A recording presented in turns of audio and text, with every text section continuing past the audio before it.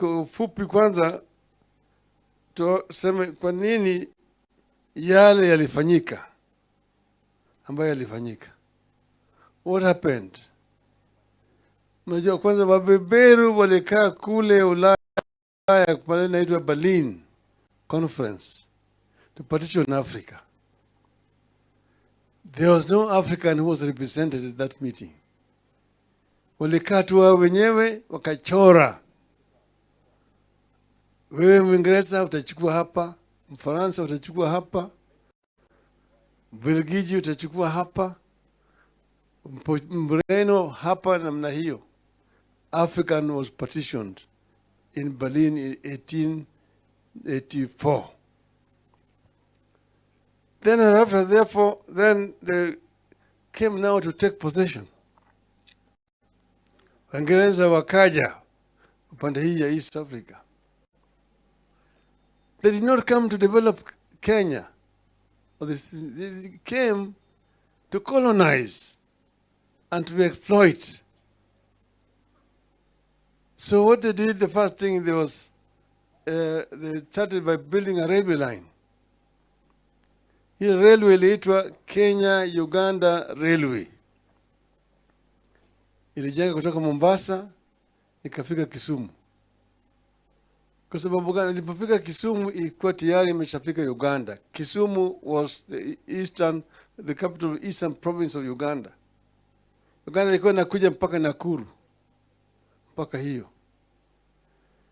This was called the East African Territory, and they was just for them here to come and do hunting for elephant tusks na kadhalika. It was 1904 that they formalized the colony. Sasa kukawa na gavana ambaye anaitwa Sir Charles Eliot. Then mbeberu mmoja alikuja akatoka huko Ulaya. Alikuwa anaitwa Hugh Cholmondeley. Baadaye akaitwa bwana Lord Delamere.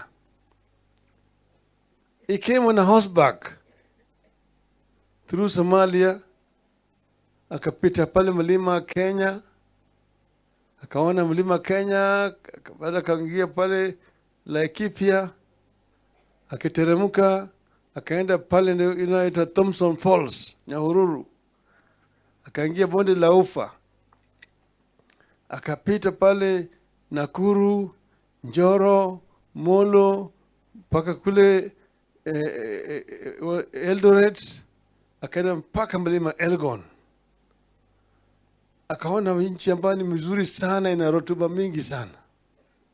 Akarudi hapo kwa mkutano na bwana governor. Sasa mkutano hiyo na governor akamwambia ati nyinyi mmejenga reli. You built a railway line all the way from Mombasa to Kisumu. It was called in the House of Commons the Lunatic Express. A railway line from nowhere to nowhere. What will carry, nobody knows. So akasema hii gari itakuwa inatoka Mombasa imebeba shehena mpaka kule Kisumu mpaka Uganda, lakini kirudi tuko narudi tupu. Manake kulikuwa hakuna mali na beba. Lakini mkianza kufanya farming, ukulima katika hii nchi hii ambayo kuna rotuba mingi za namna hii, hiyo reli inaweza kufanya kazi. Mimi niko tayari kwenda Ulaya kuleta wakulima. Waje hapa wakulima. Garantini ya kwamba kila mmoja nimeleta atapewa ekari ya 10,000 bure. Pili atapewa wale watu wa kufanya kazi kwa shamba yake hiyo vile bure.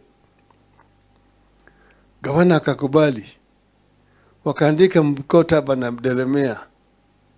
Aenda letima wakulima. Akaenda Ulaya. Alipoenda kule Ulaya akadress town hall meetings. London, Manchester, Birmingham, Liverpool. Anaambia watu kule Africa, we have got a land that is flowing with milk and honey, Canaan. Na kila mmoja ambaye atakuja atapewa ekari 10,000 bure na wafanyikazi kufanya kazi kwa shamba yake.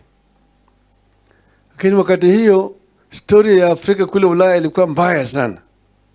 Watu walikuwa wanaogopa Afrika. Afrika atiko kule kuna mbu, kuna malaria, kuna bilharzia, kuna nyoka na wild natives. Kwa hivyo watu wengi walikuwa hawana haja.